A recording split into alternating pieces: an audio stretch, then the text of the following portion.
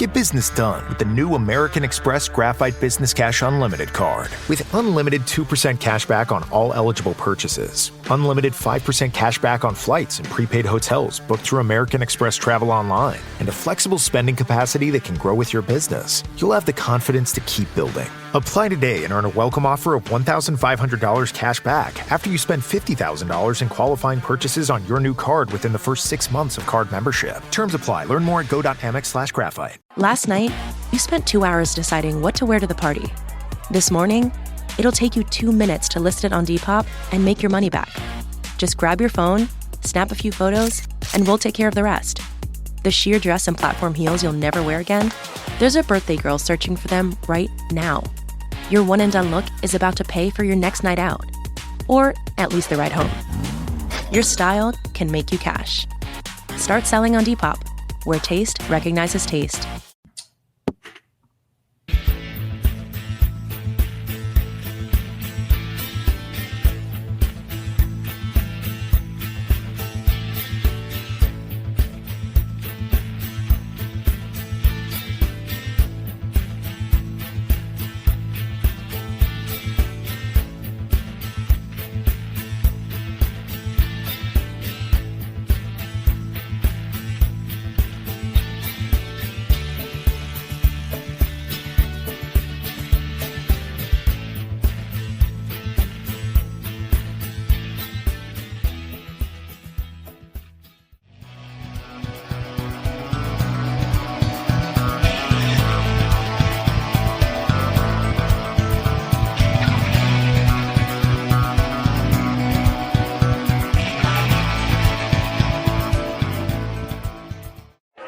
Whether you like it or don't like it, learn to love it because it is the best thing going.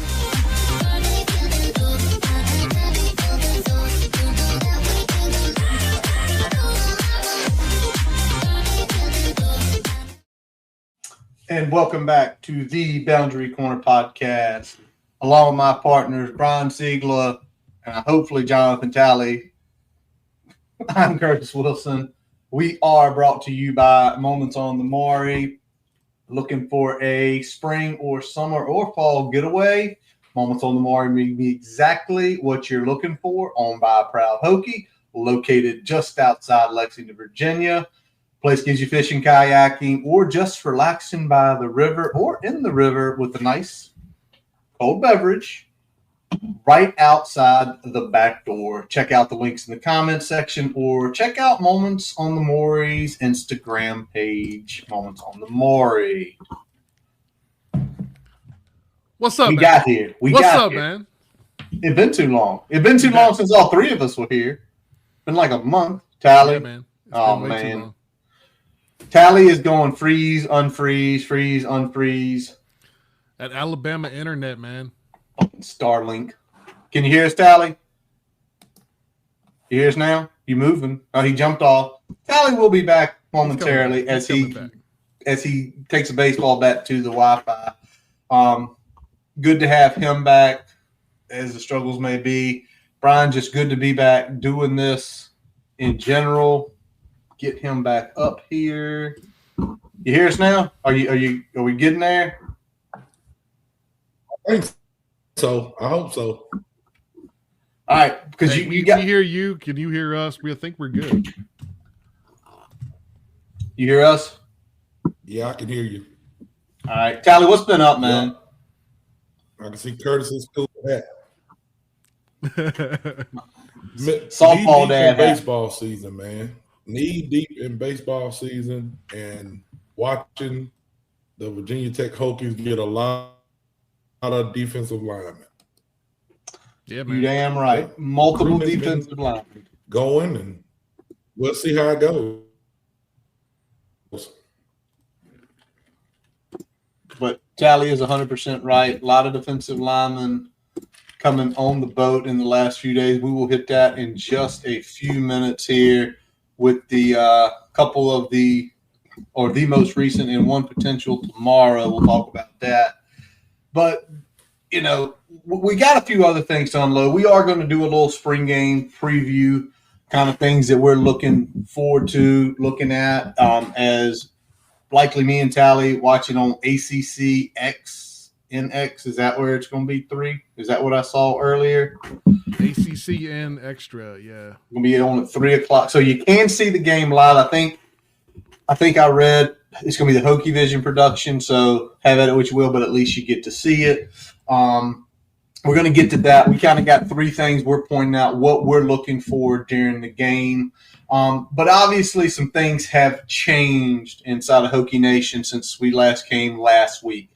And the biggest is, or a couple of the big ones are, President Tim Sands is going to be set to retire. I am assuming it's going to be in the next 6 months after 12 years with the university. Brian? Are we ready to talk about it a little bit? I mean, I think this is something that folks knew was going to probably come down in the next couple years. I think we probably saw this coming a little bit sooner than I think most people expected. With Sands stepping down over the coming 6 months as they try to approach a successor and get that in place. It's really interesting because as all of this is coming out, Franklin's talking with people about institutional alignment, and all of a sudden you're like, all right, the president's out. And for all that Tim Sands has done, good or ill, he certainly wasn't someone that was football friendly in this modern era. Sports. Don't even say football. Yeah, we can say sports. We can say sports. I'll say sports friendly. I mean, because in general, since he got here in 2014, obviously, not a great 12-year run of football in those years. Not really a 12-year run of any sport. What I would say, to me, there's a big 5. And if you ask me what the big 5 are, it's obviously football's 1, men and women's basketball, but softball and baseball, they're lagging behind. But they get so much notoriety this time of year, right? Like, Tally, I know you're down in SEC country. We're in ACC country. Those baseball games are all over the place. Those softball games are all over ESPN. They're all over all the networks. And there was never anything there for him. And then he made the comment about the bubble. Remember the bubble comment? College sport has a bubble that's going to burst. And he thought it was going to burst. Well, 12 years later, it ain't burst yet. It's growing bigger and bigger. And during his tenure here, say what you want to say, effectively, Virginia Tech got behind. Whether that is his fault or not, take it however you want it. But, Tally, anything on this? I mean, does it matter to you? Again, you're a Virginia Tech sports fan where, we have friends, neighbors. Brian and I have neighbors and friends who are alumni, went there. But anything for you? I just want the people to make the sports good. That's all I want. Like, if you don't want to make sports good, get out. You know what I'm saying?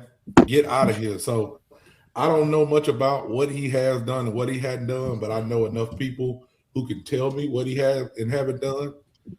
D Cunningham, you guys, Phil, and y'all say it's time to go. So guess what, man? Tim Sands, it's time to go, buddy. Go have a good retirement. I'll go to somebody else's school. There you go. Good one by Phil. I like what Phil just put up right there because you got to be willing to move and make the moves as the president. So Tim Sands gone. It will be interesting to see the coaching or the president search. I mean, obviously, we're going to follow it tooth and nail. Probably, but it's probably going to be where they're coming from. Because if you come and tell me, Tally, or Brian, oh, this guy was at the University of Florida or University of Georgia or like a Michigan. Okay, you sit here and start saying, okay, they take sports very seriously in all those elements. But if you say it's someone like, I don't know, make up a school, Tally, you good at that? Central Sideways, Michigan. There you go, Central Sideways, Michigan. Well, wait a second. That ain't a big-time sports. Like, they're not coming from that big one. So we're going to be sitting here likely doing this. Y'all, they gave me sound effects. They don't know what they done. Curtis starting early with it, man. Oh, it's going to be all the time. We get a little bit of a soundboard. Curtis like, I got to throw it in here. I got to throw it in here, man. Oh, y'all wait. Tally's getting access starting next week to the soundboard. So y'all can only imagine what he's going to do with this thing. I want to be a show. I mean, Tally's soundboard. All right. So Sands gone. The search will be interesting over the probably the next month. I would assume it would be similar to Sands. Probably October will be the entry.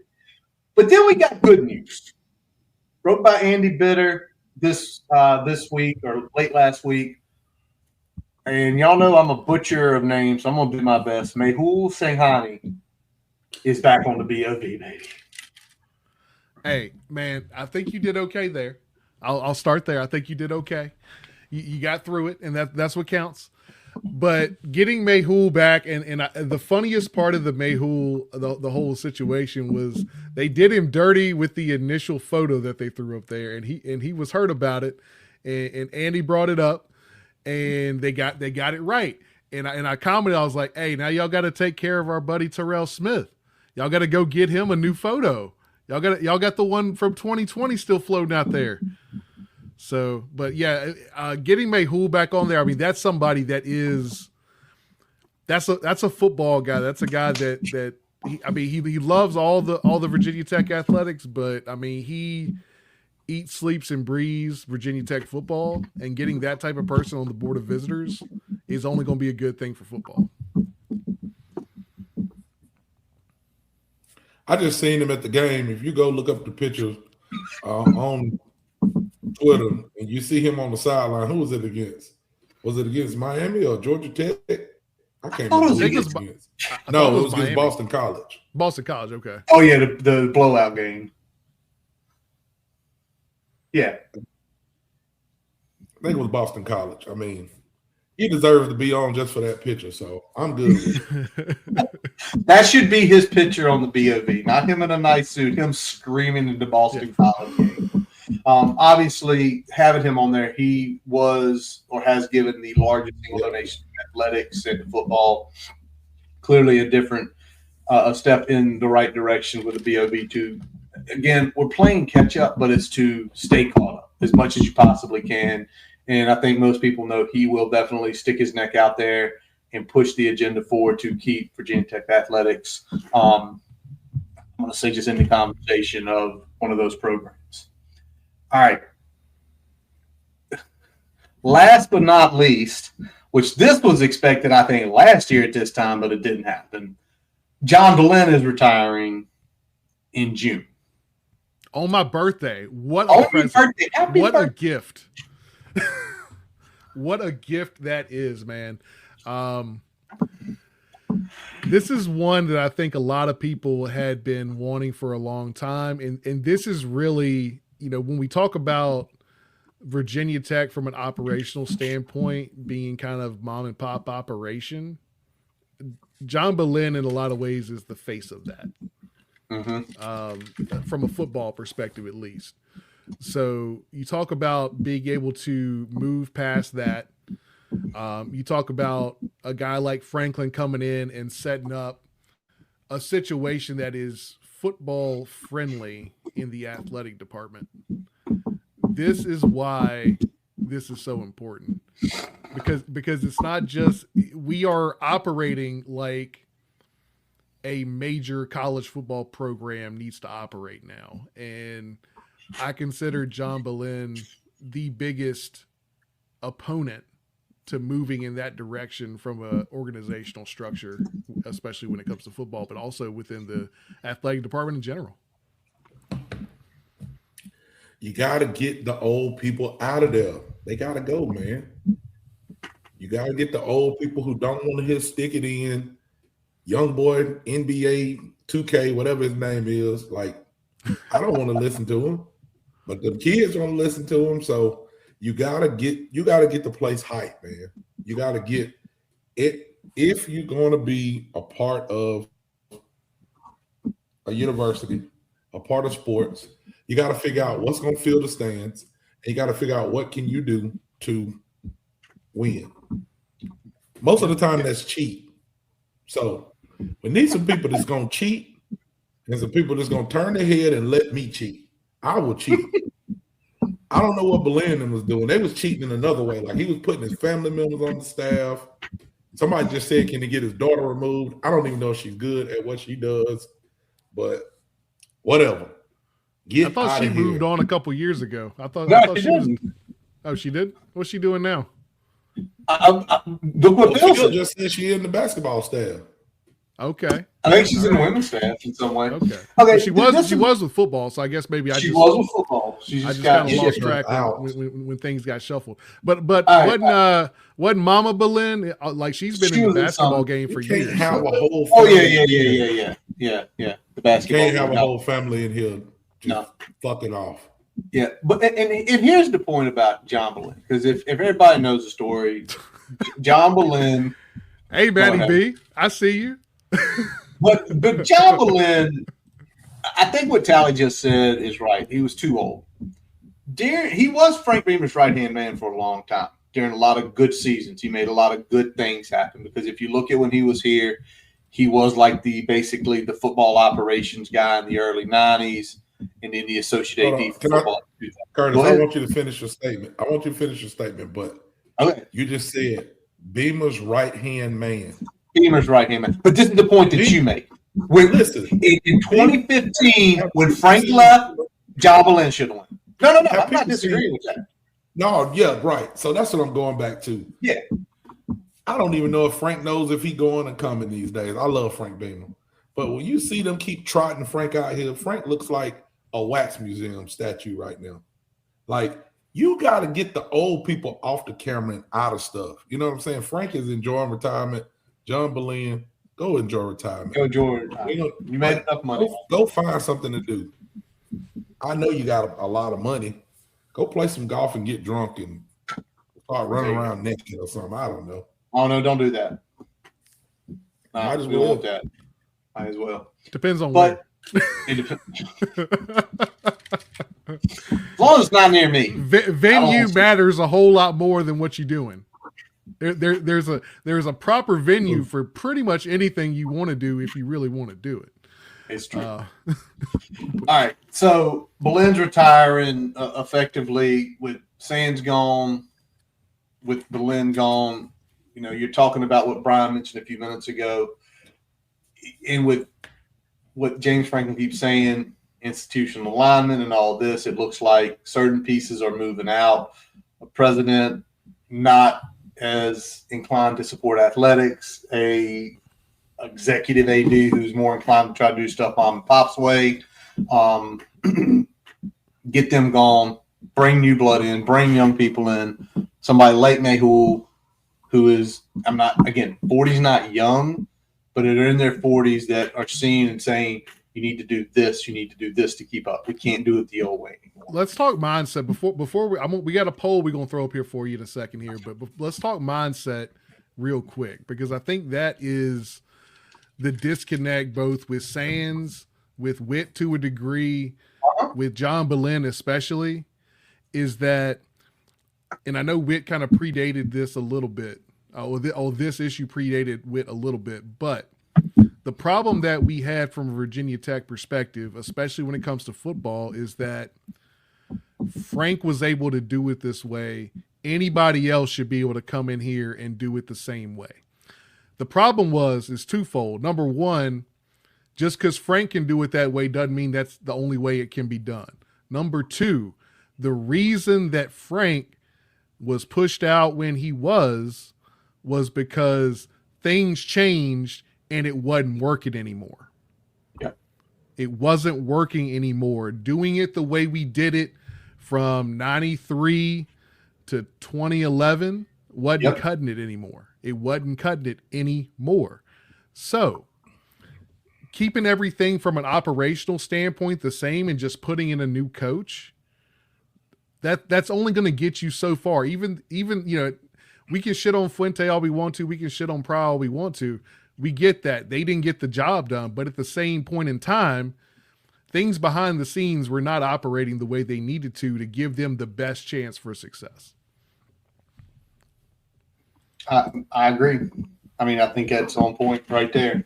And that's why, and again, it took a little bit too long, but you're now seeing kind of the winds of change happen. And you're seeing the winds of change. Hold on a second with the poll, Brian, because this is something you brought up at the BOV meeting. Donations are up 25% across the board. For the most part, it's only like one sector of donation limits is down. Everybody else is up significantly. And right now, the amount collected is at all-time highs. Like, there you go. You start moving people out of the way. You start getting people in to do new things, new ways. Money Call that starts. a good start. That is a damn good start. Because money make the world go round. I mean, it's like Woo totals, right? Hey, Cash moves everything around. cream, baby. Baby. But real quick, we want to try a little something. A lot of people in the comments love seeing it. Brian, I'll throw up a poll question. We got to see how this works. And you answer the poll question by putting the number you agree with. So which of the three moves is going to impact Hokies football the most? The retiring of Tim Sands, the retiring of John Boleyn, number 2, or Mayhew getting back on the BOV? Tim Sands is 1, Boleyn's 2, Mayhew's 3. Put it in the chat, and we'll see what y'all are thinking. We'll check back in a little while on this because all three moves are significant in both, to me, all positive. Hey, look at that. It worked. It worked, though. Way to go, Phil. You first in, first out, baby. So if you put a number in, give us your opinion. We'll keep it up on the screen there. It's to the left of Tally. Answer it up. We got split. We got split decisions here.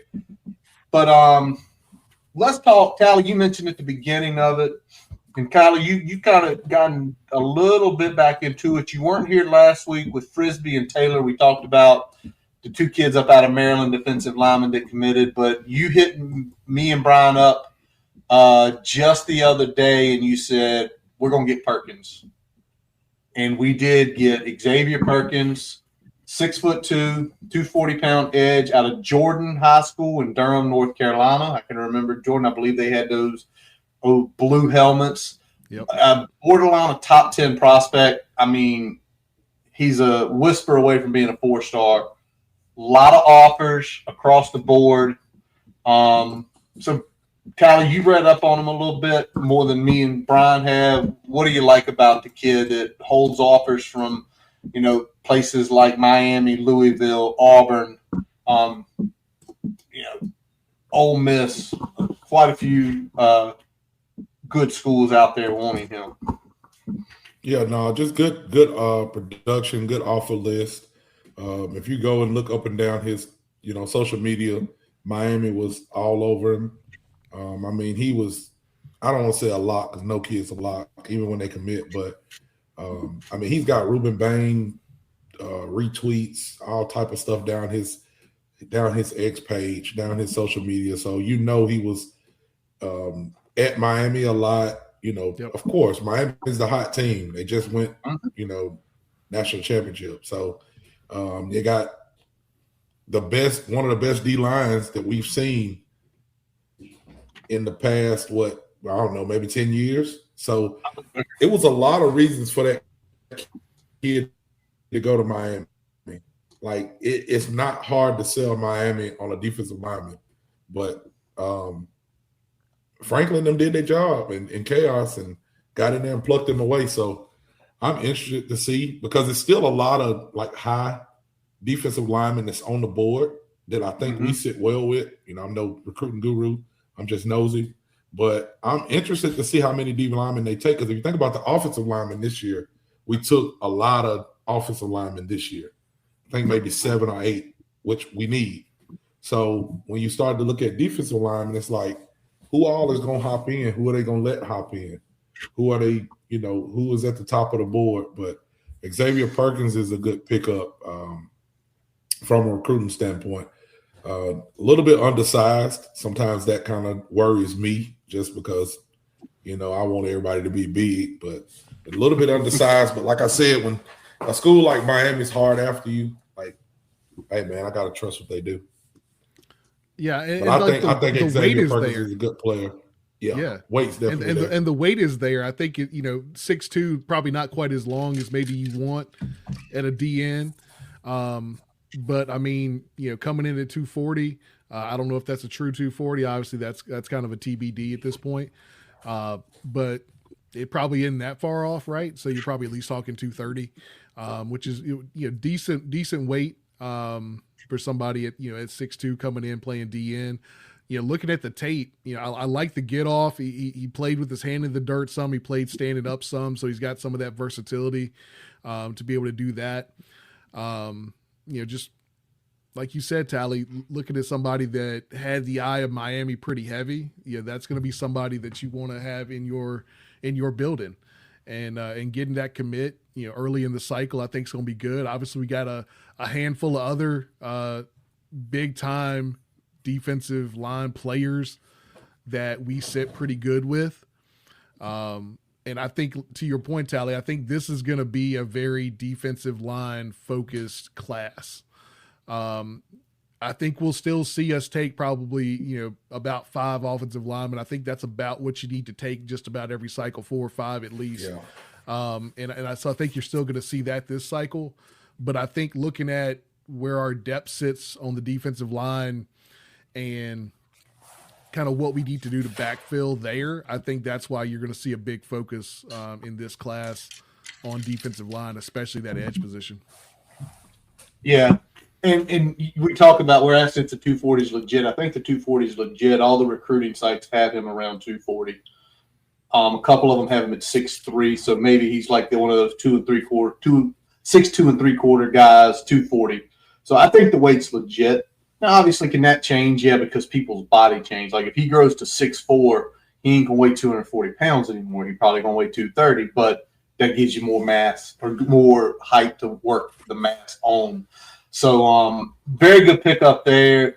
One tomorrow we are in the hunt for. Keep an eye on this one because K-pop Demon Hunters, Haja Boys Breakfast Meal and Huntrix Meal have just dropped at McDonald's. They're calling this a battle for the fans. What do you say to that, Rumi? It's not a battle. So glad the Saja Boys could take breakfast and give our meal the rest of the day. It is an honor to share. No, it's our honor. It is our larger honor. No, really. Stop. You can really feel the respect in this battle. Pick a meal to pick a side. Ba-da-ba-ba-ba. At participating McDonald's while supplies last. Joseph Buchanan up out of McDonough. 4-star, top 20 D lineman, top 5 player in the state, top 200 player nationally. That kid's a stud. Yep. And no crystal balls yet. Nobody knows what he's going to do. But by all indications, we've been hot on him. He's set to make an official visit in about sometime next month, I believe. So that would be – Tally, I'm assuming this is one of the guys you have like on your radar as one of the big defensive ends left just because of where he sits nationally across the board. Oh, yeah. I mean, Chris Whitehead out of Virginia is probably the number one guy that you want to get. I think he's the number one player in Virginia, and I can't remember what he's at nationally. But I think he's right around top 50, I believe. Yeah. So I mean, that's the kid that you want, of course. Virginia kid that can play, but Buchanan out of Maryland he's pretty highly ranked, man, and you can go watch his film, you can see why he's highly ranked. Got great size. When you talk about 6'4", 260. And he's saying he's an edge. He's not because I think one of the sites said interior lineman. He goes on there and says, I'm not an interior lineman. He may get moved to that, but what he's playing now, he's saying he's a defensive end. So, I mean, at that size, that's a little different, man, to be and to move how he moves. So if you go watch him, like he's a legit player, man. And it's crazy because everybody knows like that James Franklin can recruit. That's not I don't think that no fan that watches football says, well, he's going to have trouble recruiting. But in the way that he's getting people to just like, it's not like, oh, we on this kid and it's taking months. And then it's like, you never hear about these players. And then next thing you know, it's like, oh, they got to recruit. I mean, they have a commitment date coming up in a week. You know, so it's quick. So whatever he's selling, man, and I had some boots on the ground. I had some eyes up there in Blacksburg, just to let y'all know, because I got my ears to the street. The stuff that he says, because sometimes I know people say he says the same thing in every interview that he's given. But when he says, the big thing that stood out to some people that I had up there, when he says it should look big time, feel big time, smell big time, they said that's what it is. You know, people who were in meetings, in the practice, in, the facility, the workouts. Right at ground zero, they said it is a no nonsense situation going on up there right now. And everything is big time. Let me tell you something else, Curtis. Let me tell you what I like. You tell me. Well, a lot of people had a problem with. And that cartoon guy, whatever his name is, I don't want to give him too much credit because I don't want to give him no kind of shine on our show. But he's an idiot. So it's more people that kind of go with that saying that he says, they say, well, oh, James Franklin wants to make it about him. If you go somewhere and it's a shithole, wouldn't you want to make it better? You know what I'm saying? So when James Franklin said we had stuff on the walls that was from 2 coaches ago, yeah, that shit should have been down. Mm-hmm. Like, I mean, come on, man. Like, why am I going to have a picture of Justin Fuente on the wall or anything he said when he clearly didn't want to be in Virginia? You know what I'm saying? Like, he didn't do nothing here that he deserves to have no kind of place on the wall or statue or anything like that. Now, if he would have said, we're going to remove everything Frank Beamer, yeah, we're going to have to do some talking about that. But when he's talking about these other coaches that have come, Pry, Fuente, which Pry's still around, so you're going to have some of his philosophy, things that he say and do are going to be around. But yeah, you have to make it about you because it's your philosophy. You're the coach. You are the face. You're the face of the program. So why wouldn't you want it to be changed and want it to go the way that you want it to go? Because when the L's rack up, it's on you. Yep. Every time we was talking about things that was going on in a game last year or the last 3-4 years, and somebody goes, I said it's Pry. It is him. He's the head coach. That's where it stops, right? Yep. Because who can make changes? Yep. The head coach can say, "Don't play that guy. Play that guy." Eventually, it's the old Harry Truman line, right, Brian? It's true. The buck stops here because I'm getting paid more than anybody right now in the state of Virginia. Wise James Franklin is $9.5 million. So yeah, but class is off to a good start. Tomorrow would be nice. Whitehead would be unbelievable. Just an FYI, if you're wondering about Chris Whitehead, for those here in Richmond, he is down at LC Bird. He is the number 1 player in Virginia. He is a 5-star composite. He is a top 5 edge guy, basically a top 25 national player. We ain't seen the likes of that. Macho was 08, right? Macho. So there you go. No, Kendall Fuller. Kendall Fuller was like 40th player in the country. Yeah. We ain't seen many of them. All right, let's roll on and let's get into spring game. And I'm gonna go on my rant real quick here because y'all know I have to. We don't know what the format. Start the clock. Get me loaded up here. We don't know what the spring game format is yet. Apparently, we're gonna get pressers tomorrow, and hopefully, we find out that it's the right way. So, Coach Franklin, I know you're in your office because you're a workaholic. You probably went home for dinner for about an hour, hung out with the wife, drove back over to Merriman. Please, can we make the football game Saturday in the format be offense versus defense? all the offense on one side, all the defense on the other.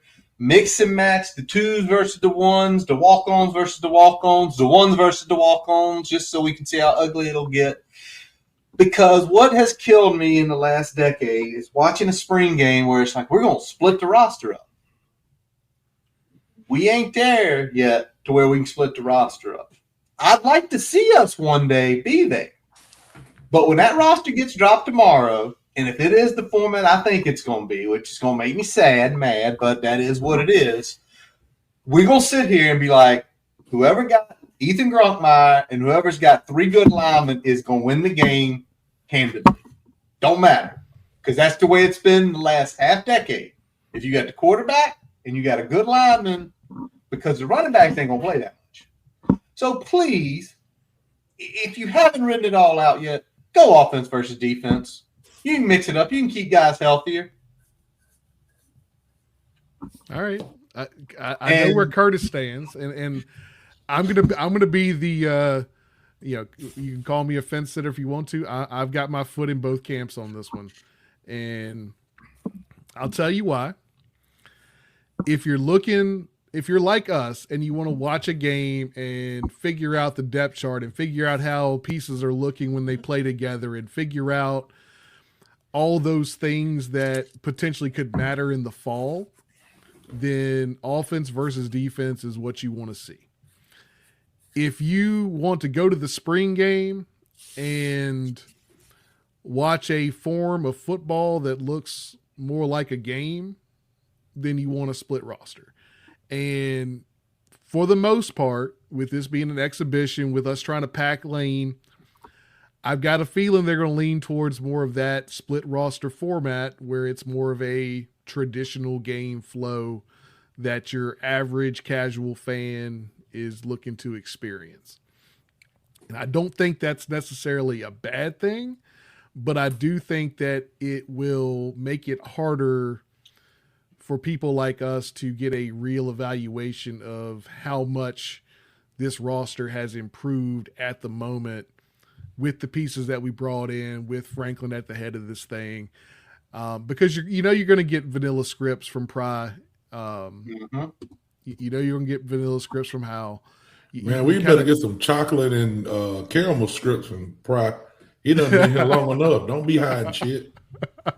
You better be doing something, Brent. But I'll put vanilla on top of vanilla for you, Tally, just so you can get mad. I just want to see a better product than we saw last year. And like there was a whole lot of reasons that last year's spring game sucked. Number one was the weather. The weather, it was 40 degrees with a 30-degree wind chill at kickoff. This year? That's not what you want. Oh my God. This year, Tally, I wish me and you could go. Bring your sunscreen. Bring your sunscreen.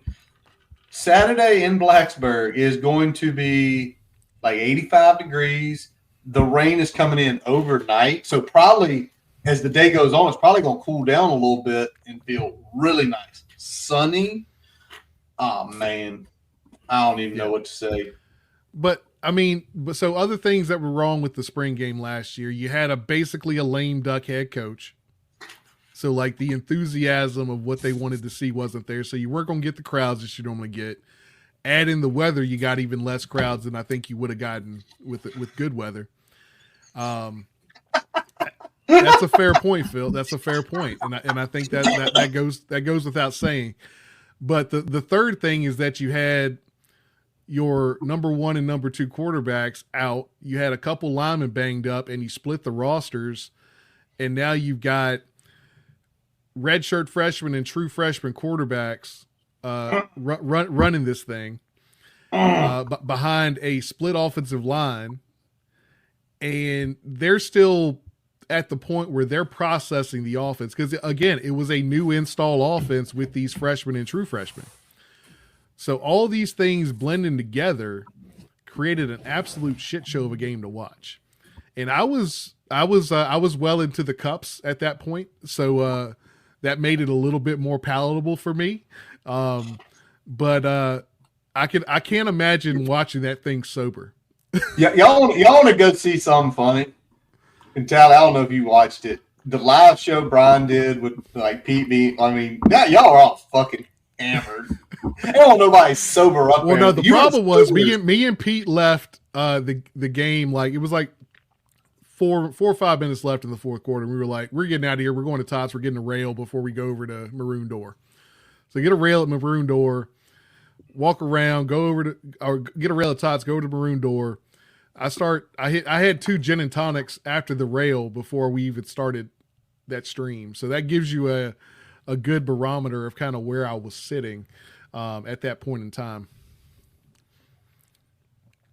Needless to say, at the middle of that stream, my wife held up a little sign on a notepaper that said, "You're saying fuck a lot." So Tally. Any feelings on the format of the game, or is that something you're gonna talk on later? You couldn't hold it together. You there, Tally? Check.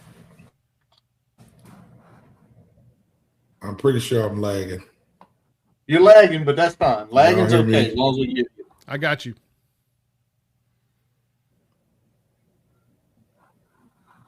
I think it's a two-way lag. I think it's a two-way lag.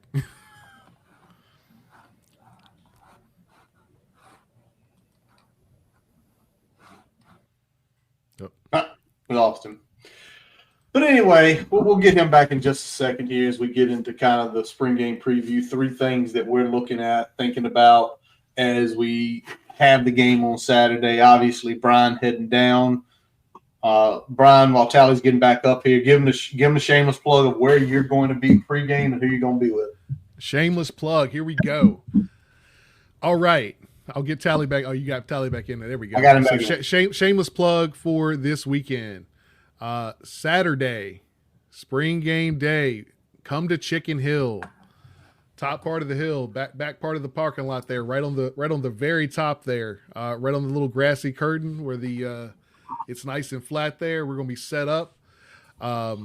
Noon. We're going live. It's me, Pete B, Sam from Too Deep as well, and Dan Pultz from Tales from the Terror Dome. There's going to be a couple other fun guests here or there popping in with us.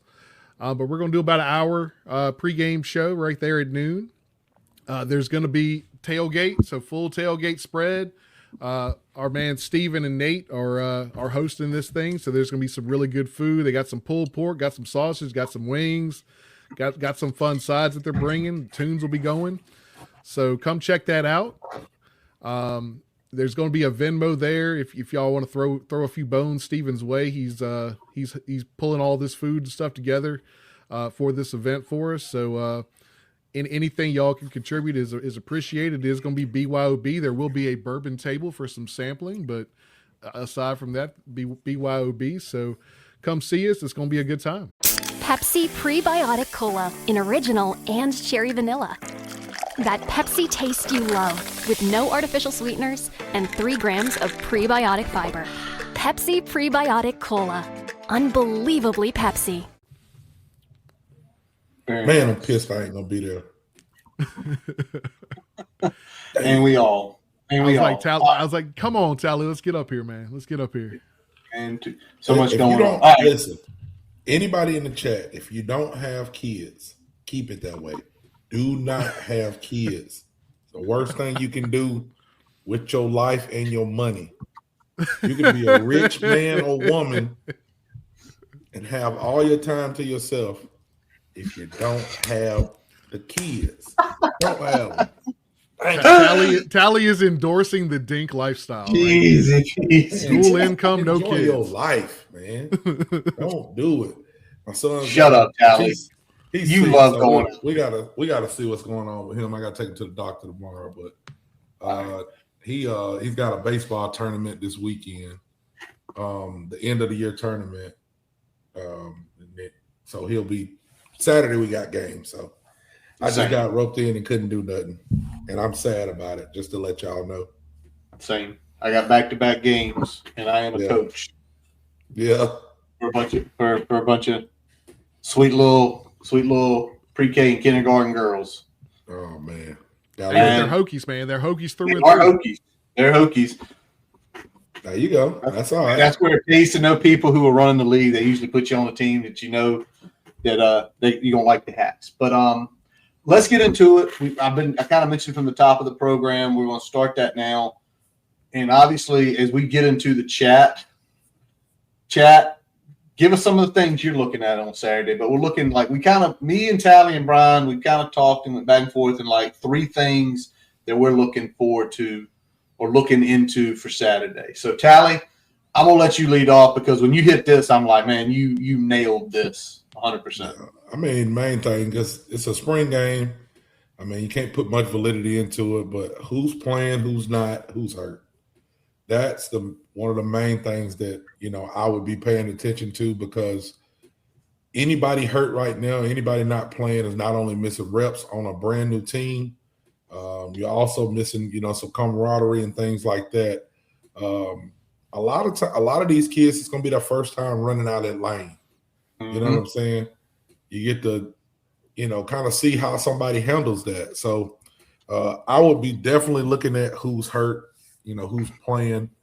And again, Franklin's a brand new coach, man. He's not holding spots. So if you're hurt and you can't get healthy, you might be ending up at Norfolk State. I'm just saying. Yeah. That's what I'm checking out. No. When you brought it up, and I'll hit mine in a second here. I'll let Brian kind of follow up. But you're right. Who is playing? Who's not? Because if you can't go out there in the heat of competition, and I know they've had scrimmages, y'all. There's been several scrimmages, there's practices, but it's like full stadium.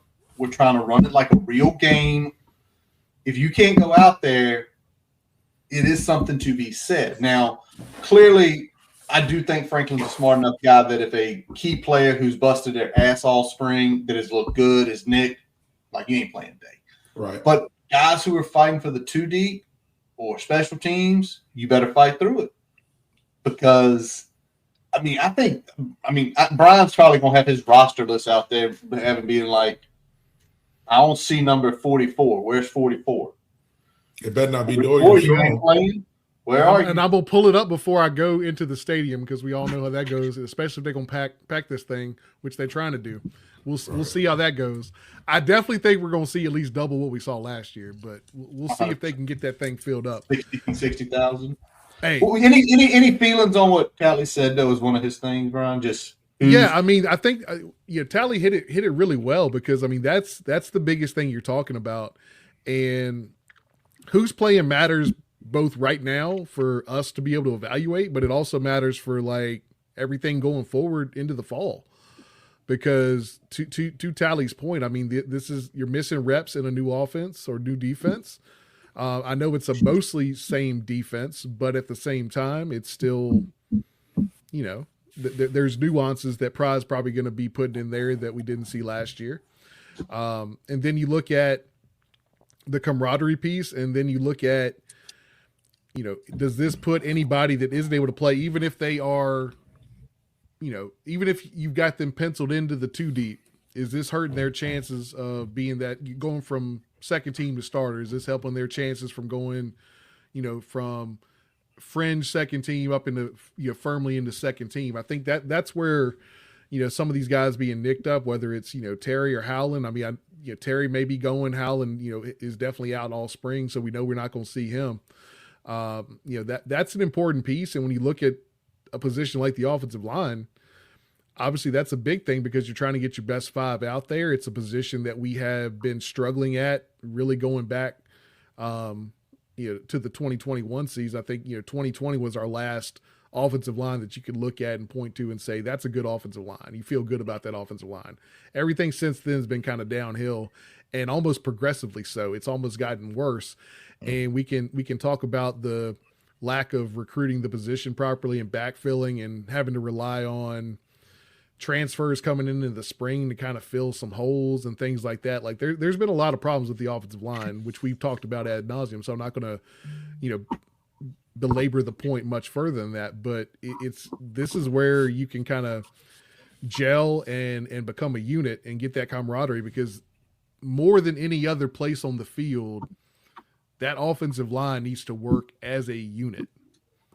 It's not players just working in tandem within a scheme. It is players working literally, communicating every snap and having to do one job to open up holes or one job to protect the quarterback. So that is more important from a camaraderie standpoint than probably any other position group on the field.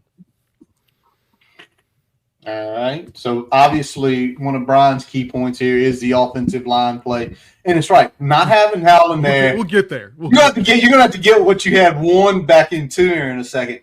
Not having Howland definitely hurts. Apparently from what I heard, the Terry was a little banged up. Sounds like he's been doing most stuff just banged up. But also you heard the conversations about guys like Johnny Garrett's been inside some.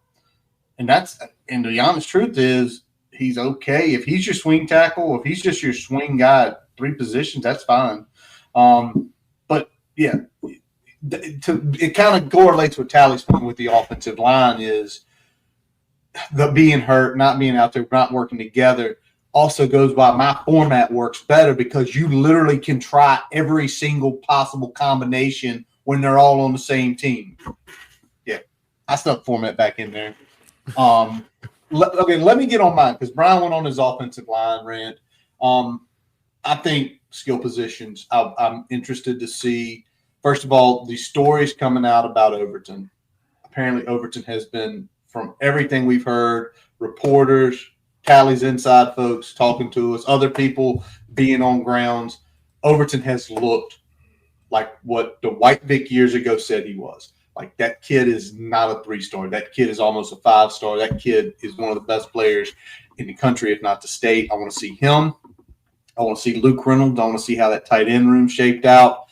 But what caught my ear, listening to Coach Franklin speak in a couple of interviews I've been watching here and there this week, is Franklin said aloud, he believes, y'all hear me? He believes that wide receiver can be a legitimate 2 deep. So from his vantage point right now, he believes that there are 6 guys that can have significant amount of reps in this offense. And obviously we've heard Aiden Green. We've seen some like Brody Adams, Keelan Adams pictures. We've heard the Keyshawn stuff. I want to see what the skill positions look like. And it's not so much the guys I know who are coming in proven like Luke, like Jeff, but it's the other guys. Because I don't think he's going to say certain things like 2 deep unless somebody is really impressing him that's the 4th, 5th, 6th, 7th guy. Yeah, man. We've heard a lot about somebody that keeps getting their name mentioned that's kind of like, come on, is Luke Stewie. Stewie. Hey, man, so if you've got him coming on, you got a couple of these other guys that are, I think, finally settling in, whether it's been injuries or a couple other things, some of the young guys. And you pair that with Aiden Green coming back good this year. You got, obviously, Keyshawn coming in. I think like all of these different elements, they're going to be, Green is the only one that's done it in Blacksburg. And a lot of these other guys have done it in spurts. A lot of these other guys have, not really had an opportunity. So we've got a lot of youth, at least in terms of Blacksburg snaps, right? But the talent is there. I don't think we've ever questioned that this is a talented receiver room. I think the question was always going to be, is that talent going to be realized on the field, for one reason or another that's kind of held it back to this point. Got any feelings on the skill position or offensive line room? Because that's me and Brian's one of our 3s. Yeah, it's just kind of go back down to where we started when you talk about health. You know what I'm saying? Like, we know that they're talented. We know that people have the opportunity to be big players, but it comes down to, can we see them on the field? Will we see them on the field? So It just kind of goes back to where we started this segment, talking about the health of the players and what we'll get to see. But hey, I know that Phil put this in right before you said the word health. Literally, as you were saying the word health, this dropped in there. Yeah, he was texting me. That's my guy. Me and Phil like this, man. I'm trying to get him to let me start going to basketball games with him. I gotta get up there to Moments on the Morning.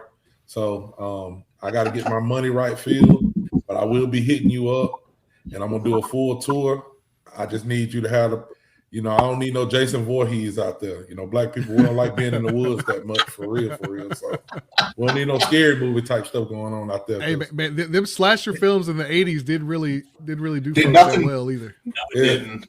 You see what I'm saying? So yeah, but no, man, that's the main thing. Like I said, just going back to health and seeing these kids on the field. So I'll be excited just to see what new numbers we see on the field. Because we know that the talent is there. We know that Phil's stupid. We know the talent there. We know the floor has been lifted. So we need to see how high the ceiling is. All right. So, Brian, let's get to your number 2, because that floor, that ceiling, those skill players, you've mentioned – me and you talked about this the other Thursday, sitting in the basement having a couple beers after poker, about how excited you're to see this guy. Yeah, man, it's got to be the Grunk show, right? Like, I feel like this is something we haven't really seen in a while, which is a quarterback that can really spin it, has good accuracy, understands how to work within the framework of the offense, can make all the throws. We haven't really seen that type of talent in Blacksburg in a while. So I'm excited to see him go out there and spin it a little bit. When Hal's talking about the offense and like what the goal is, he keeps saying explosive plays. We're talking about explosive plays. Mm-hmm. So when you talk about explosive plays, that's going to start with being able to open up big holes for your running back, but it's also about your quarterback being able to get shots down the field or hit receivers when they're open so they can catch and run. That's how you make big plays. And being accurate and being able to make all the throws, that gives you a really good start to creating those explosive plays. So I'm excited to see him go out there and spin it. And when you talk about a quarterback that understands the offense, it's not just making the throws, but it's about knowing where to go with the football quickly. And that's one of the things that we've struggled with at the quarterback position for years now, is that even when the line was giving them time, the ball wasn't coming out quick enough on a regular basis, or if it was coming out quick, it wasn't always going to where it needed to be. And so when you have a quarterback that knows what to do and can get rid of the ball quickly, that makes everything else look better. And if you can stay in front of the sticks, that makes the quarterback's job a whole lot better as well. So I'm excited to see Grunk go out there and spin it. I'm excited to see what this offense is going to look like with him kind of pulling the trigger. I think it's going to be something that we haven't really seen from a passing standpoint, at least going back to Hendon, and maybe even further than that. So I'm looking forward to that aspect, even though I know we're going to get mostly kind of vanilla schemes in the offense. I'm excited to see what they do within that framework. As he's finishing his blue drink there, anything on Ethan Grunkmeyer? He's the guy. He took the longest to get into I think he was one of the first to commit, but one of the last to actually be official. So, he's the quarterback. He's the guy. That's who everybody's coming to see. Yeah. You got to go. Don't matter what he's done anywhere else. It don't matter. It matters what you do in maroon and orange. So we need to see what he's got. We need to see legit quarterback pay. Look at Phil, man. Phil is having a good time tonight. Hey, man. Phil said, let's start slow. He just wants 50% of the passes completed. He's stupid. He said, let's do the little things first, and then we can get to the big things. 100%. I'm going to say this real quick to kind of close it out and jump over to mine. I also want to see what the 3 backups look like. I want to see, going back a decade, me and Brian, this was when I only had one kid. And me and Brian went to the first spring game of the Fuente era. And there was a noticeable difference between I'm blanking right now. Why am I blanking on his name? Quarterback. Gerard, baby. Gerard. There was a noticeable difference in Gerard and every other quarterback. So why? And I think Brian, and clearly I think with Ethan, we had seen Ethan play at Penn State. There's clearly going to be a difference. But what I want to see is of those three, and I'll let Brian, even though he's going to probably be about 7 or 8 in when he gets to the stadium, I still trust his knowledge to see when so-and-so drops or when so-and-so's arm goes, it's different than the other two. That's probably going to be your backup. Now, for me, my number 2 is defensive line. We started with the trenches earlier. I'm going to keep them rolling right here. I want to see size-wise like what Mensa looks like because he's up above 3 right now. I want to see what Hilson looks like getting off the line.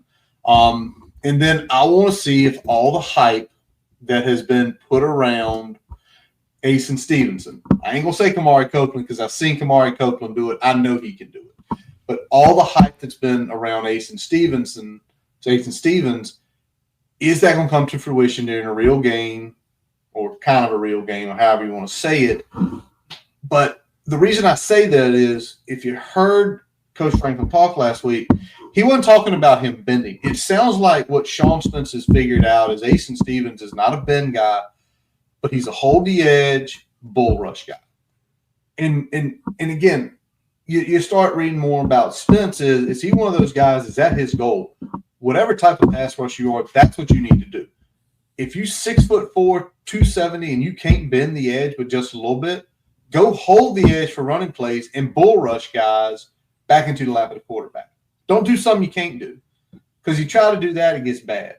But I think there's just so many not unknown variables, but it's just like to what you said a little earlier, which I've said kind of all along.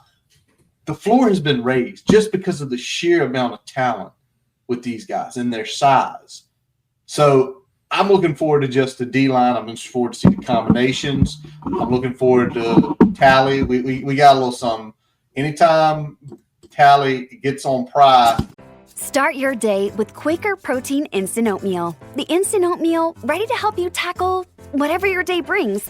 Like wrangling your toddler into their car seat. That was fun. Coaching your 6th graders soccer team. Go girls!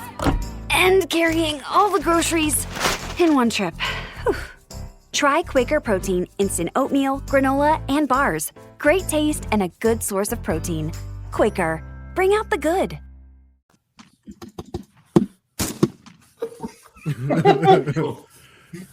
I'm trying to let him live, man. I mean, I'm gonna say one thing on that because I think you hit the nail on the head, and I'll make a little bit of a comparison for my baseball folks.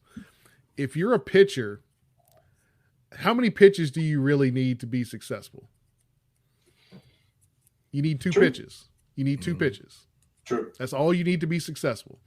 So if you are a pass rusher, it's very similar. You need to have a go-to, and then you need to have some sort of changeup. You don't need anything else. You don't have to master a spin move. You don't have to bend the edge. You don't have to you don't have to have 4 or 5 pass rush moves in your arsenal. You have to have one that you're really good at and then something to change it up when they start to adapt to what you're doing.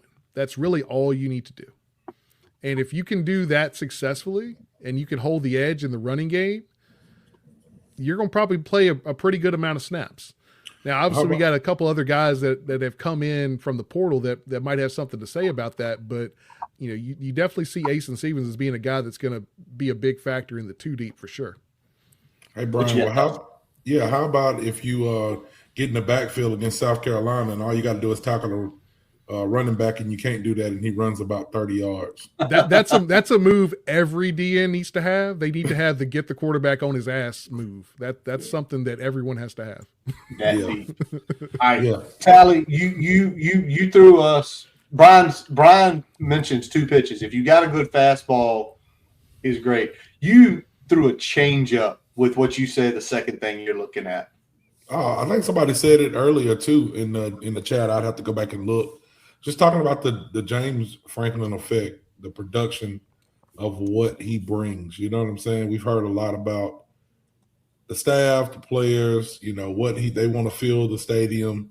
all of this stuff. So I'm interested to see what the production looks like. You know what I'm saying? How they're interacting with fans. Do they really? How many people show up? You know, how they put the game on. Just all of the different things that go along with having this new coach and a high-profile coach. Yep. You know, we've not had even, Frank was who he was at the end of his tenure because everybody knows Frank because of what he did here. But we haven't had a high-profile coach as Franklin to come in. Fuente was a hot coach when he came in, but he wasn't as high-profile as James Franklin. So I'm interested to see what the what the production looks like, how they put on everything, because he's gonna throw a water bottle and get mad if somebody fuck up. Yeah, man. I need to see like what the intensity looks like from coaches, even though it's a spring game. But again, this is their first time showing up to a lot of fans because a lot of fans don't follow stuff like we do, just wasting your time each day paying attention to practice clips or paying attention to interviews and stuff like that. They're just like, hey, I can't wait for football season. I'm gonna show up to the games, which is cool. That's good. I wish I could do that. My life would probably be so much better if I would we would have to be winning, but I'm just saying I'll be interested to see kind of how he handles all of that stuff because I think that's going to be a big thing of what we're going to see in the season. You know what I'm saying? It's going to be how the games are going to go in the season and how the staff is going to be during the season as well. As silly as that sounds, it's like, when do they come out to stretch? What do they do as far as prep before the game? The other thing, when you mentioned this, my mind immediately went to, because it's going to happen, who's in the box for each side of the ball, like who's up top, who's on the front, who's on the ground. Because Ty Howell never being that primary guy, is he going to stay down because he's always been down? We know Brent Pry, if it holds to fruition, he's always called games from the field. He's never been up in the box. And most defensive coordinators aren't. So that's going to be the other thing interesting to see as Brian gets his binoculars out, like across the field. Like, there's Brian Chris. He's on the ground. Anthony Midget's on the ground. Where's another new guy? There's Spence. Brian's going to be over here pointing out guys. Wow. I like that. Was just a couple weeks ago. Yeah, that's good. A lot of people down there for that weekend. But, Brian, anything from what Tally's mentioning about the production that like right now hits you, or when he threw that to us a couple days ago, like, Yeah, I think like it's the nuances, because I think you're going to still have things that are distinctly Virginia Tech, but like also what touches is James Franklin putting on it. Are we going to pack lane? I think that's an indication of the James Franklin effect as well. Like if you're out there packing a stadium for a spring game, that tells you the James Franklin effect. Like that right there is telling you the James Franklin effect. Somebody put in here about the parking situation. If there's a reason I'm showing up to the tailgate at 8 for a 3 p.m. kick for a spring game. Like I'm going to be there early because I'm anticipating those spots going pretty quick, even up on Chicken Hill. I think it's going to be, you got to operate as this almost being a true game day atmosphere, even though, it's general parking, even though it's general admission. Like you got to still operate under the fact that it's going to feel and look like a game day experience. And I think, when we look at the production part of it, what's going to be different? Are we going to like, does this go all the way up to the music that's played in the stadium during the music that's played during warmups? Like, I'm interested to see those aspects as well. And that'll not necessarily tell me things are different, but I think it's certainly an indicator of this is James Franklin's show, not the athletic department show with a head coach. Right. It's true. It's 100% true. Like all that stuff, like all the stuff that happens Saturday, I think for a lot of us, it's like how many people show? Because if you say 50,000 show, if they pack out at 65, that would be great. But like what you said, Brian, and Tally, you mentioned it earlier about like when we were talking about the old kind of regime moving out finally, putting you guys in here. What is the music like? Like, the question is, I know, Brian, you're hip, so you might know, but will why, thank you, sir. You are. You know music, but what I'm saying is, are there going to be songs people have never heard? But the kids in North End Zone and all over the place, and the young people are going to be jacked about it. The players will be jacked about it. That's the stuff Tally's talking about, and it's going to be really interesting. All right, last thing, third piece. I'm going to start off on this one because it's been kind of we discussed safety room a lot, and now we just keep getting these mentions of, well, Knowledge Harrell was playing some safety. IBM was playing some safety. So-and-so was playing. Kenny Woosley was playing some safety. Look at that, right on time. Hashim, it's your time. We're seeing guys playing inside and out. I'm interested to see that rotation. I'm interested, and I know it's not all going to be laid out like a real game, but I want to see who from the cornerback room goes out, who from that room goes inside and out, who goes back to safety. Because we talked about the safety room was an issue. They didn't get anybody, but with some of these guys they brought in and other guys in the roster already, is that why they didn't? It's just like, you know what? We got 3-4 guys who can easily go back and play a strong safety. We can easily get in the nickel package and they can be that. We can go to a 3-look and these guys can do that. So I'm interested to see that rotation from an aspect of, is that why we didn't recruit safeties? Yeah, I'm interested in seeing that as well because, everything that we're hearing, it sounds like Pry is going to have elements of the defense that was ran last year, at least from some safety look. It's not going to be his traditional 4-3 look. It's going to be more of a hybrid, potentially 3 safety look. But it's still going to be, I think the elements of what he did at Penn State are still going to be there. So that safety play is important. That rotation. I think, Curtis, you mentioned corner has been, we talked about it last year. Corner was probably the second weakest position for us last year outside of offensive line. Some of that had to do with some portal jumps after Pry was let go, and some of it had to do with a lot of other factors. But corner was a pretty weak position for us last year, and when you combine that with inconsistent pass rush, inability to get quarterbacks on the ground, and a cornerback room that was somewhat in disarray, that was a bad combination last year, and I feel like that's been shored up this year. I'll let Tally jump in if he's got anything before I go on my next one here. No, man. I mean, look at Robbie. Hey, you know what I want to say, don't you, Curtis? You can thank Chris Lester for the IBM. Hey, all I'm gonna say is, Chris, don't let it happen, buddy. Don't. We want it to happen, but Chris, when you watch this, don't let it happen, my friend. I just got thrown off. Thanks, Robbie.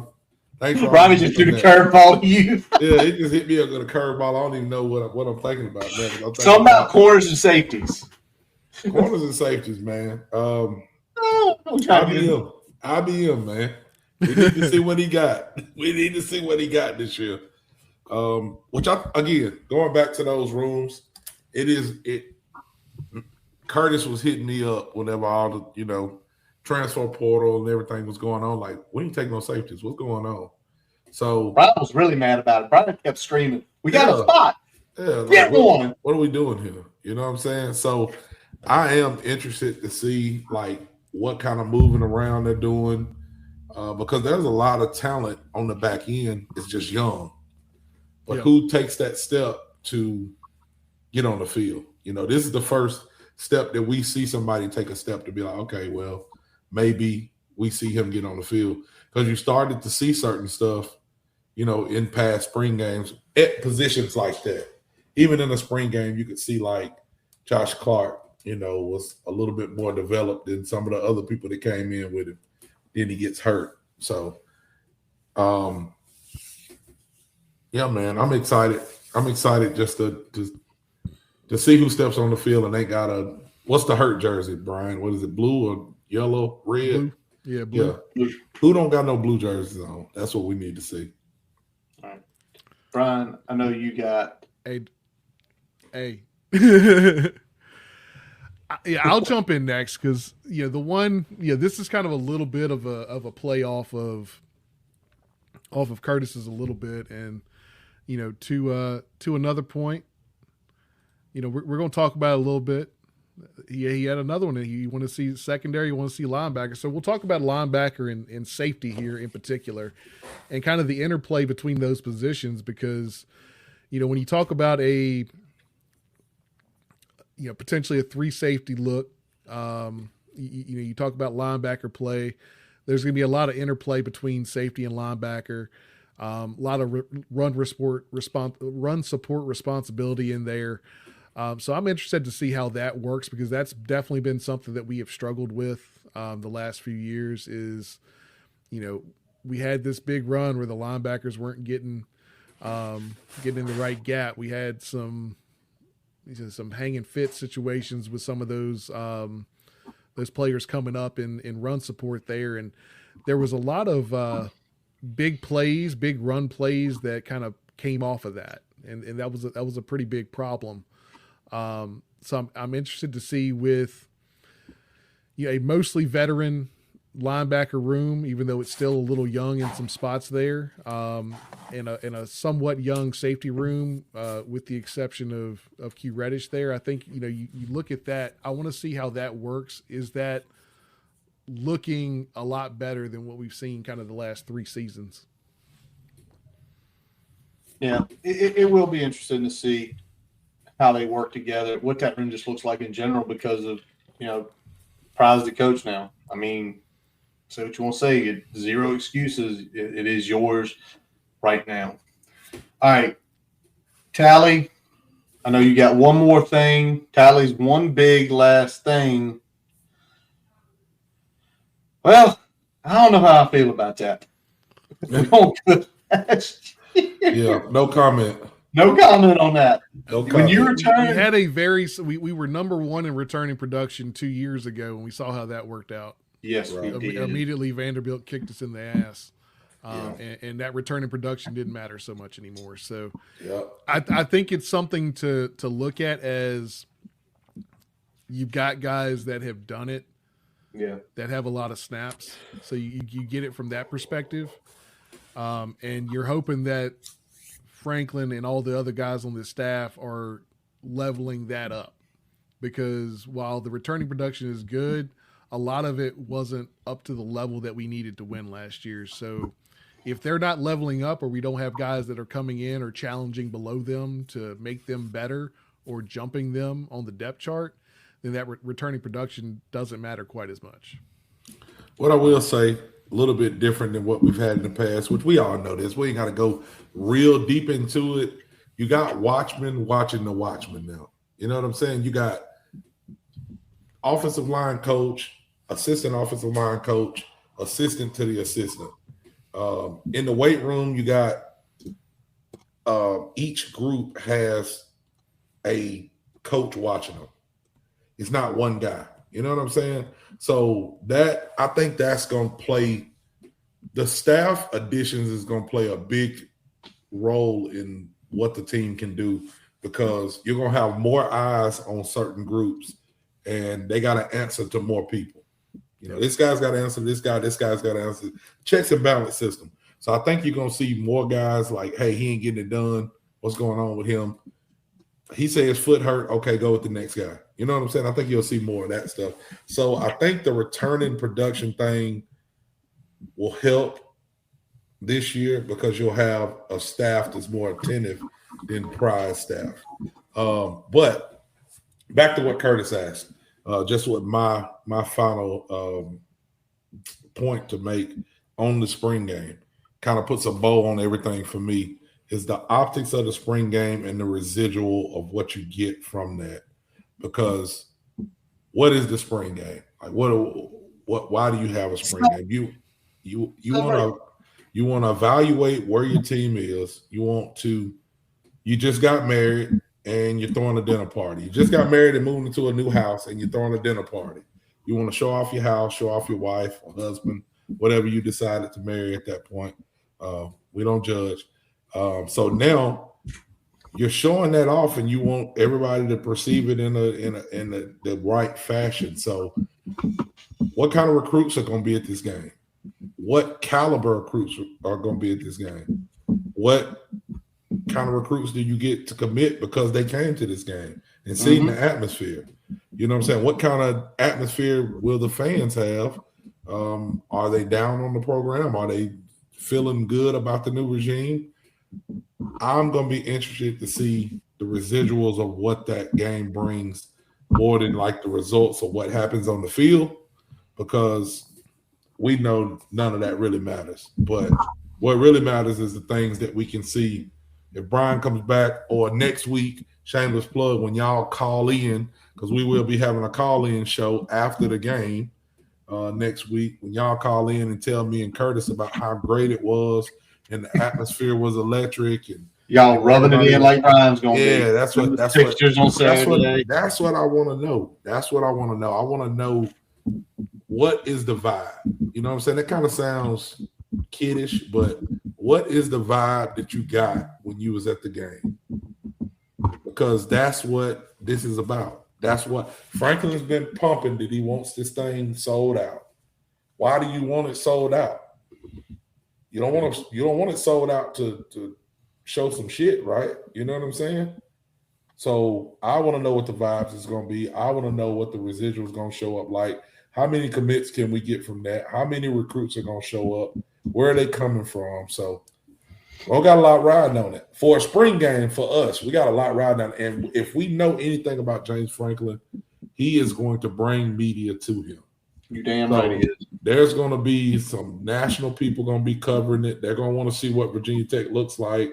They're going to want to see, James Franklin's first time running out to enter Sandman. So, yes, Robbie, it will be televised. Curtis, what did you say it was it? It's going to be ACC Extra Network, ACC XN. So if you've got Hulu or you've got ESPN out, it'll be there at 3 o'clock. Look who is joining us from the West Coast. Grayson Wimbush. Just guy. I was going to put that up there too. Because we got to talk about it, man, because I still, and Tally, you could probably talk, like, you got this city in Nashville that's like one of the best cities probably in the country for like going out and celebrating something. And you get, a lovely night before that. Everybody's high, everybody's doing their thing, everybody's excited for the season. And then you go and watch that 3 hour stomach ache. And it's enough to not even want to, you got all this stuff at your disposal. You're like, I don't even feel like going out and doing anything. Let's go back. All right, Brian, since you want to do this to me. We didn't have to do this, but this is what you want to do. Yeah, Grayson and you want to talk about that. Yeah. So let's go back and talk about it. Like you said, great night out. Yeah. Great night out. You go out, have some drinks, chill with your people, take some pictures. I had people downtown Nashville hollering at me, hey, Tally, what's up, man? Where's Brian? Where's Curtis? We got people all over that watch the show. I'm getting to meet. Cool night out, man. Great night out. I was by myself. My wife ended up getting COVID and couldn't go with me, so I was by myself, had the hotel room by myself. I was in there sleeping naked, snoring, all of that good stuff. You know what I'm saying? Had a great night, right? You go to the game, tailgate, great. Everybody's together. We still taking pictures, high five, and oh man, we're gonna put the world on notice. Beat this SEC team. It's gonna be great. Half the stadium is under construction. You can't go around certain ways. You got to go the other way, which was some BS. You get in the game and it's like 1,000 degrees. I'm pretty sure somebody had a heat stroke. Yeah, like somebody walking. A couple people walking to the car. So we got people having heat strokes. Not only did we lose the game, we were getting beat, and I was like, okay, well, it's over. Again, we laid an egg. No. We wanted to come back and hang around and make us think we can win. You know, we can feel like we got an opportunity to win this game. And then what do? In true Virginia Tech fashion, we lose a heartbreaker in overtime. That's what happened in Nashville. Yeah. Like Brian said, one of the greatest cities in America to go out and have a good time. Who want to go out after that? I didn't want to go out. I met Chris. I was like, Chris, I don't really want to see you because I just want to go. I want to go home. I wanted to get in my car and drive home. It's only 2.5 hours you could have. I wanted to get in my car and drive home, but I had already paid for that hotel room. So I met Chris. We went and got something to eat. I think we ate at a little Mexican restaurant. Didn't even want to talk about the game because it was a horrible day and horrible night because of what happened during that game. And Brian, I put that out of my mind. It was 2 years ago, and you brought it back up. Hey, man, I mentioned it just a little bit. Grayson threw it out there. And I mean, and to his point, I mean, that was one of the worst game experiences I've ever had, both from a stadium standpoint, a heat standpoint, and an outcome standpoint. Like, all of it was bad. Curtis, absolutely all of it. Why we own it? What is the worst game you've ever attended? The worst game I've ever attended? Like you feeling like just drained when you left. 2014 Georgia Tech. Fuqua, who has come on a couple times, talked wrestling. Me and him drove up for the day. Good seats. That's when had the kind of game under control or was driving. Remember Brewer threw that interception. Was on the out route. Like we were driving probably. We score a touchdown, we win. And we turn it over right there. Paul Johnson gets it. We don't ever touch the ball again. And we could hear we were walking underneath north end zone. Like that was one of the only times I've ever left a game where it wasn't a blowout and the game was still going on. I mean, we heard the final whistle as we were walking through north end zone. That was the worst game because we should have won that game. We should have won that game. Not even Purdue, although Purdue makes me mad. But Georgia Tech, that one back in 2014 hit hard. You know, because you're sitting there, and again, it was just you lost by a field goal when you could have easily won that game. Thinking about all the heartaches. Look at everybody. Chat, go ahead and put them in here, man. Hey, put them in here. What's the worst experience? I'll tell y'all mine while we on it. One of them. Well, hold on. Let's hit a couple here. So the Michigan game. Well, I don't know. National championship is just different, though. I mean, that's a different feel. I remember I wasn't there, but I remember watching this one. Tally, look up. What we got? Bobby was at the BT ECU game down at Charlotte. That one that was like 13-10. Robin said he had heat stroke there too. Everybody went in Nashville. All right, so Nashville wasn't the worst. What was the worst? Nashville was pretty bad. But I think the worst that I've ever felt leaving a Virginia Tech game, I think it was 2019, Duke versus Virginia Tech in Blacksburg. Well, you went to the Friday game? It was bad. Let me tell you how bad that was, Curtis. Let me tell you how bad that whole. Well, first of all, you have never discerned that you went to that game. Yeah, I went to. I don't want to talk about it. That's how bad it was. We have known you for 6 years now, and you have never disclosed this until. That's the game they ran the fake maybe field we goal were drunk on us, and you did, but okay, go on. on. That's the game they ran the fake field goal on us, right? They destroyed us. They beat our asses on that Friday night. It wasn't even a game. Yeah, so I went. Hung out with whenever I tell you I stayed in Princeton, West Virginia for that game. So I went in whenever I talk about being in West Virginia, which is not nowhere that I need to be visiting. But, I went to go visit my boy Mike, Big Drink, if y'all don't know him. I know Big Drink. So yeah. So I went to visit him. We rode to the game together. And that game was so bad. Mike, he was driving and we drove back to Princeton. He would not turn on the radio. He wouldn't turn on the air. The heat. Oh no! He shut the windows down, and nobody could speak. We just was riding in silence all the way back home. That's how bad it was. It was horrible. It was just the feeling because you knew right then. I think we may have been like 2-1 going into that game or something. We were. Like that. But you knew that the wheels had fallen off. You knew it was at that point it was done. Like it's nothing. We don't got nothing. You know what I'm saying? It was pitiful. Look at Phil throwing this one up. Oh, they throwing them all up. Look at this. Look at this. Look at this. Look how we feeling, man. We need some. We get some deep cuts here, bro. We need some new memories, some new good memories. We do. You know what I'm saying? We gotta get some new good memories. By the way, nobody ever needs to visit. I was there, Robbie, and I felt like, listen, man, I'm from Alabama, and I've looked like this my whole life. So I've been in some tough spots, but Princeton, West Virginia had me questioning, like, are they going to butt rape me?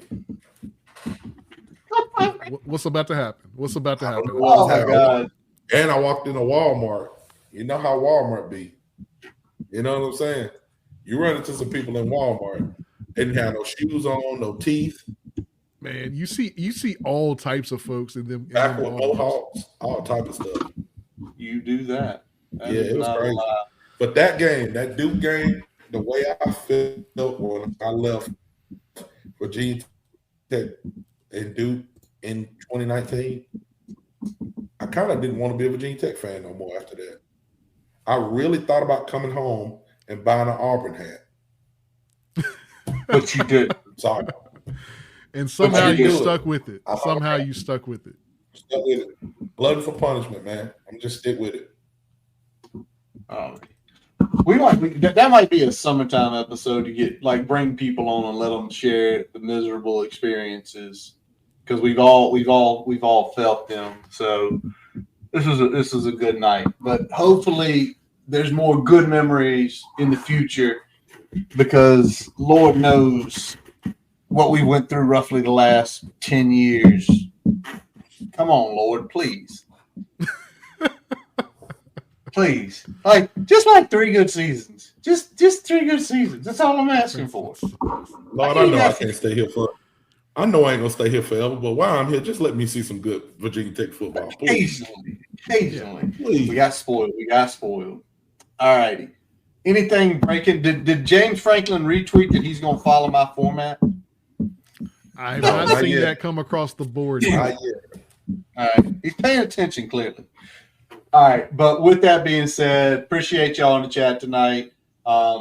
Appreciate everybody for listening. And that wrapped up this episode of the Boundary Corner podcast, brought to you by Moments on the Mooring in Lexington. I'm Curtis Wilson. I'm Brian Siegler. Jonathan Talley. Visit boundarycornerbt.com to listen to all of our episodes. While you're there, follow us everywhere you can. Twitter, Facebook, Instagram. Subscribe to our YouTube channel. And obviously your favorite podcast source. As always, we let our buddy Jason Long play us out. Check him out at his website, jasonlongmusic.com, where you can link to all of his music on Apple, Spotify, his YouTube, and Facebook pages. Also check out where he is playing live in and around the Roanoke area. We appreciate y'all for listening. And as always, let's go. Hokies.